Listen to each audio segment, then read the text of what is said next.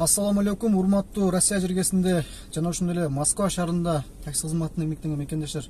Бизде азыр ушундай ситуация болуп атат. Бир тууганыбыздын унаасын эртең менен үйүнүн алдынан штрафстанкага көтөрүп кетиптир. Эмнеге көтөрүп кетти? Эмне орустардын мыйзамы бир гана эмне мигранттарга иштейби же кыргыздарга иштейби түшүнүксүз болуп атат туугандар. Себеби тууганыбыздын айтышы боюнча ал жерде ошончо унаалар турган, бирок ошончо 6-7 унаанын арасынан бир гана ушу таксини көтөрүп кеткен да туугандар.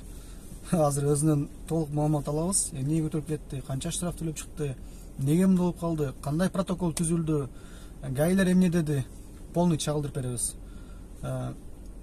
Эми муну айтыштын себеби туугандар анча-мынча адамга, мекендештерге сабак болсун, билип жүрсүн жол эрежелерин. Туугандар дагы бир грузовойду көтөрүп келди, мынакей. Штрафстанка алып келди.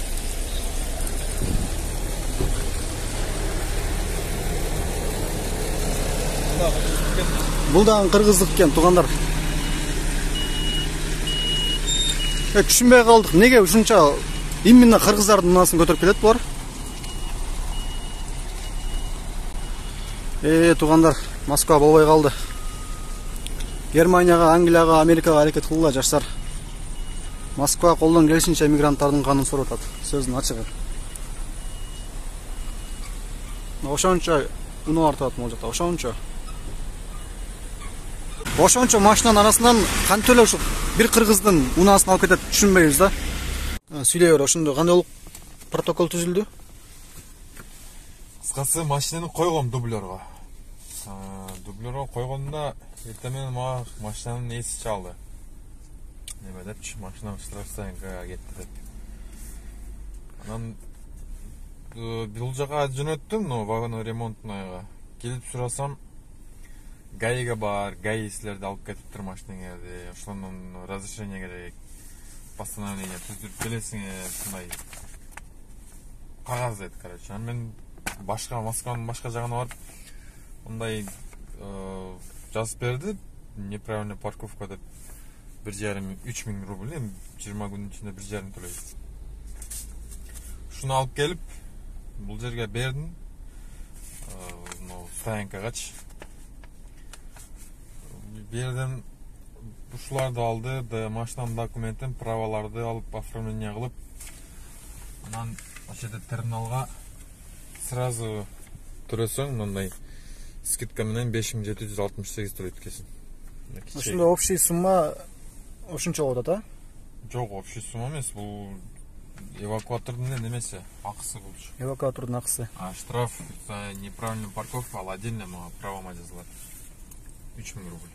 Ошондо общий 9 миң, 8 миң нарак бера болуп калыптыр да. Ошондой болуп калды. Ушу төлөдүм. Мында кагаз берет экен да, бир жолту. Чыгып атканда берет экенсиң. Болду, ал нарушение көрсө неме экен? Ортодо полоса болсо, мисалы, кандай десем, баягындай, обычный эле улица, одна полоса бир жака, одна полоса бир жака. Ошонун оң жагына койсо болот да өзүкчө. Ошонун ортосундагы сплошной линиядан 3 метрден кийин койсо болот экен. Ошо 3 метр чыкса анан койсоң болот экен.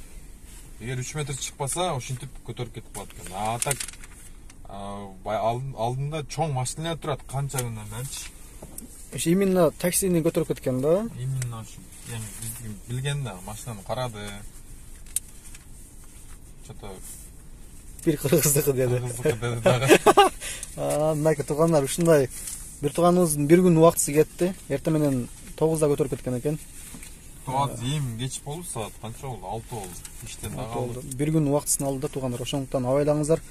Негизи бул жерде тура эле парковка коюлган. Эптеп причина табып, ушинтип штраф төлөтмөй. Суда алдыдагы машиналарга тийбеген аласың. Болду эми абайлап айдап жүрүп бир тууган.